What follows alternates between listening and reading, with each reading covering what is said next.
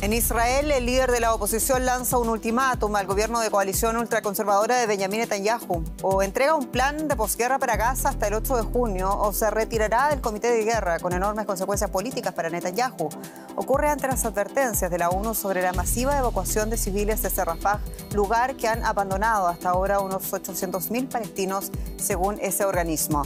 Soy Jenny Pérez, aquí en Berlín para Deutsche Welle. Destacamos.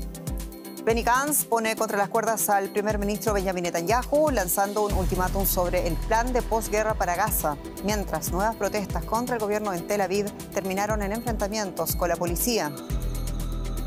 Y en el este de Ucrania se libran feroces combates mientras Rusia gana terreno cerca de la ciudad de Kharkiv. El presidente Zelensky advierte que la ofensiva podría ser la primera ola de una más amplia.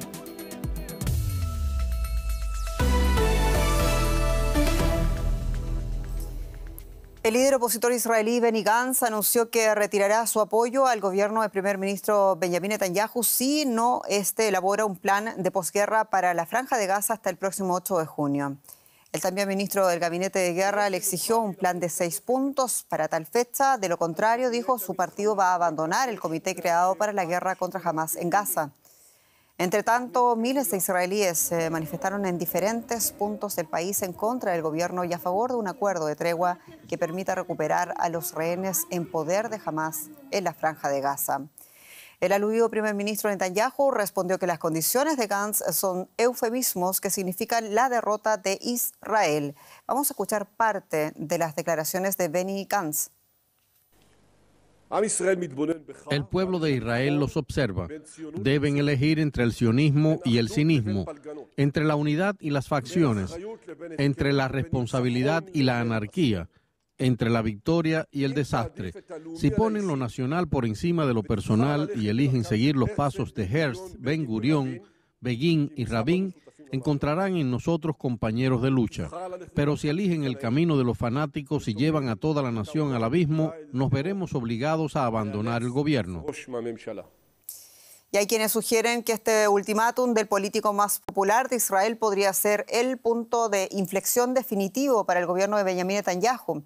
¿Veremos acaso elecciones anticipadas en Israel?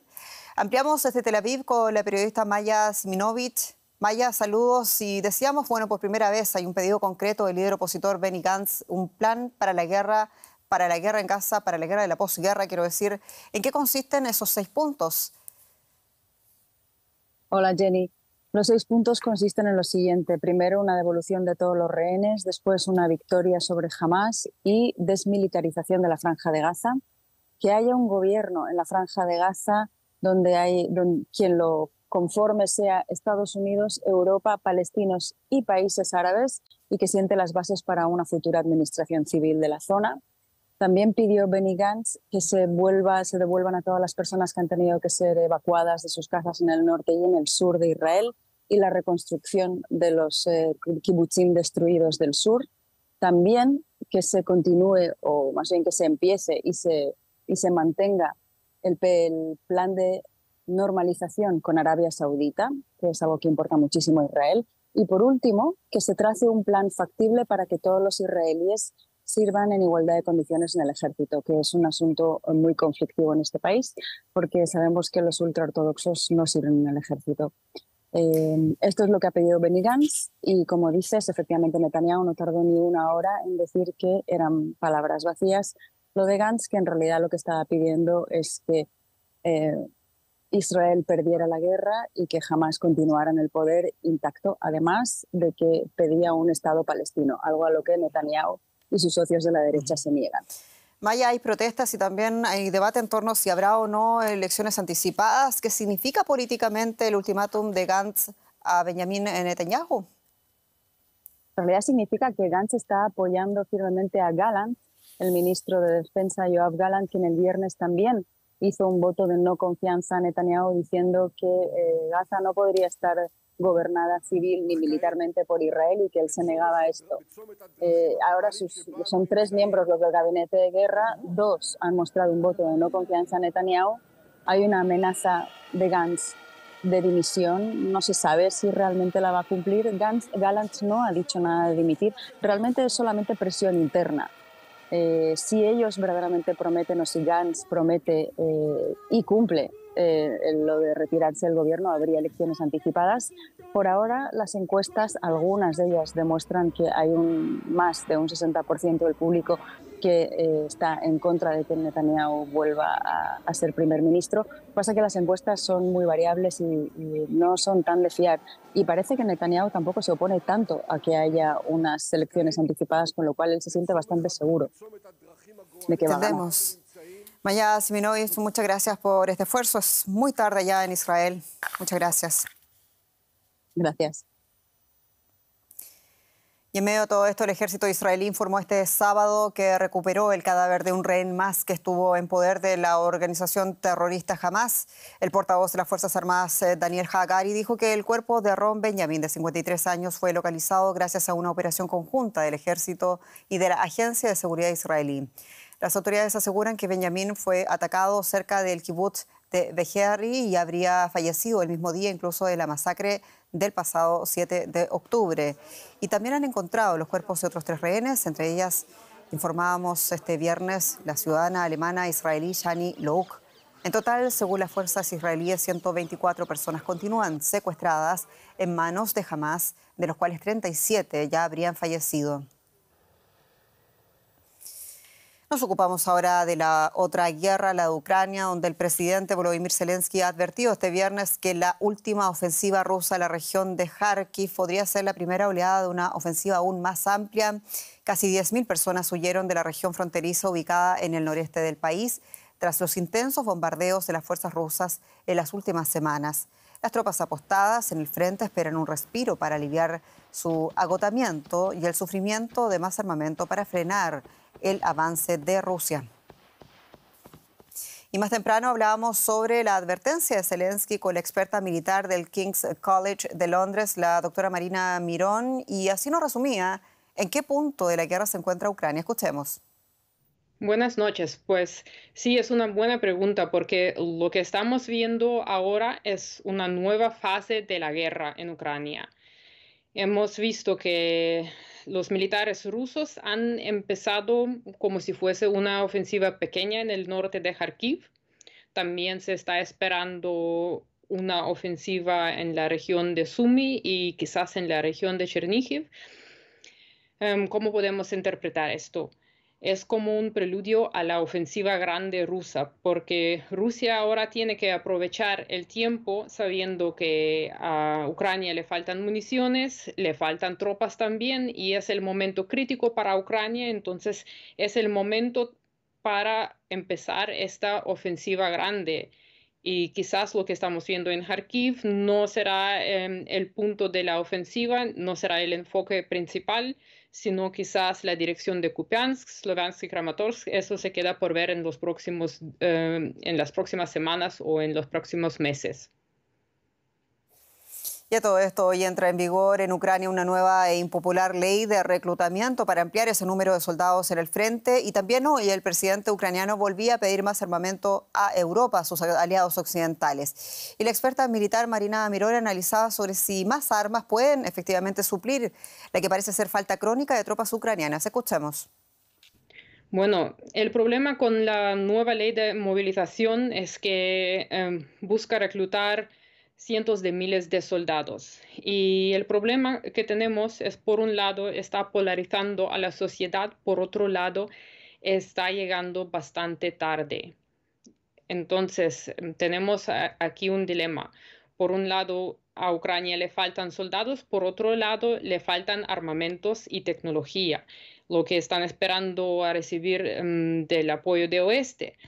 Pero tenemos que entender que la tecnología no puede sustituir a las tropas, porque las tropas se necesitan para manejar esos sistemas de artillería, tienen que saber manejar los sistemas occidentales de defensa aérea. Entonces, no podemos decir que la tecnología puede ayudar a Ucrania a defenderse de Rusia sin tener tropas y tropas bien entrenadas, tropas calificadas para manejar estos sistemas. Entonces, tenemos que entender este problema y bueno, el Occidente no puede ayudar a resolverlo, sino el gobierno de Ucrania tiene que empeñarse ahora para ver dónde van a buscar estos soldados que faltan. En otras noticias, aquí en Alemania las fuertes lluvias han provocado inundaciones y deslizamientos de tierra en el suroeste del país. El gobierno estatal de Saarland en Alemania ha liberado además fondos para ayudar a las personas obligadas a abandonar sus hogares. El canciller Olaf Scholz visitó también la zona y prometió apoyo federal. Ponen sus vidas en riesgo para intentar salvar un auto. En Saarbrücken muchas casas siguen sumergidas bajo el agua. Los residentes temen por sus hogares y utilizan sacos de arena para proteger lo que pueden.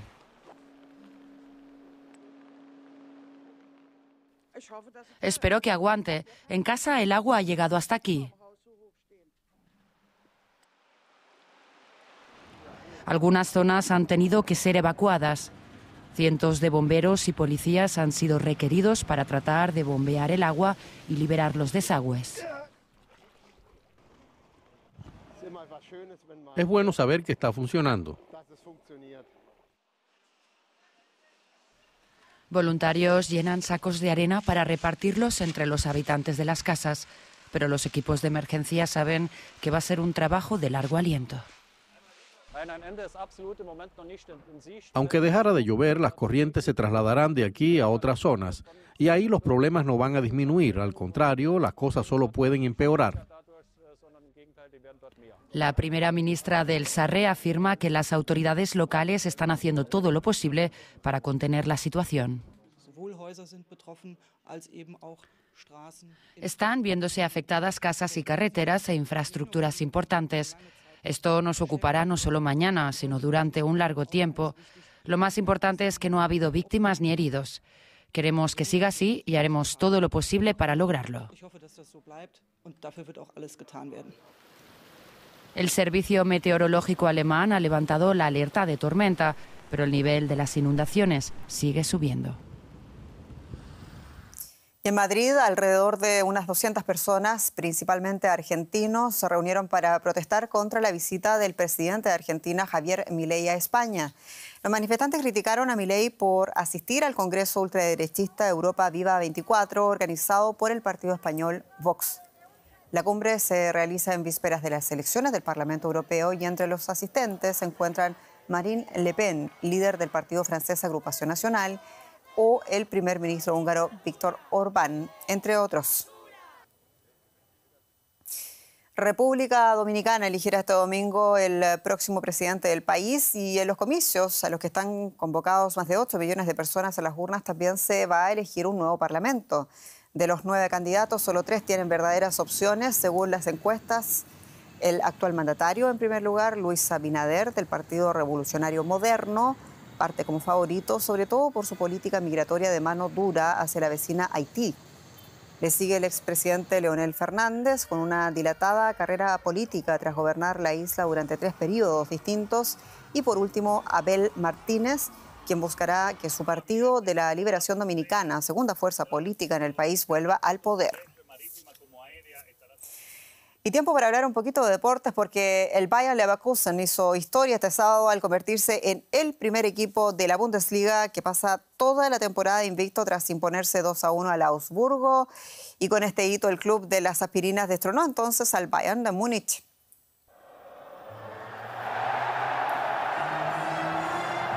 El gran momento del Leverkusen tras alargar así su racha de imbatibilidad de 51 partidos. Su entrenador, el español Xabi Alonso, se ha convertido también en una leyenda para los aficionados, algunos de los cuales no pudieron contener incluso las lágrimas. Aún así, el Leverkusen tiene por delante 2 finales este mes. Una es la Europa League y la otra la Copa de Alemania.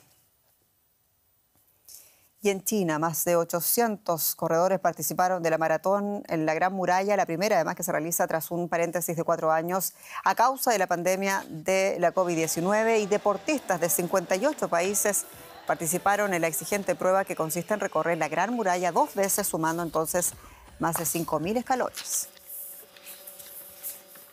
Aquí nos despedimos. Muchas gracias por su sintonía. Hasta pronto.